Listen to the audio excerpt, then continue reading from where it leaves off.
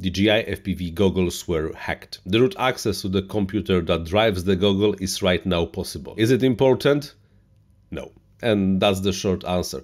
This piece of the information is not yet important if you are not a hardcore developer that would like to do something with the goggles. If you are just a user that would like to root your DJI goggles to enable some of the hidden features, this is not the situation yet. Because yes, the goggles were rooted. It is possible to have the root access on the goggles to change everything that is happening on the goggles. However, there is not yet a software that can take any kind of the advantage of this of this thing. So should we care? No. Should we wait and observe? Definitely, because if the community will be persistent enough in checking what the goggles offer and what can be done with the goggles, then yes, there is a pretty good chance that in the future we will have amazing features running on the goggles and the air units,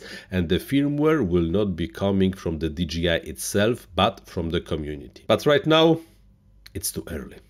There is the Margarine project that basically allows you to root the goggles. By the way, it works with both V1s and V2, and I also think the air units. And if you go into the releases, there is a sentence. V1000 is rather bare bones, as at such it's primarily intended for developers wanting to join on the fun.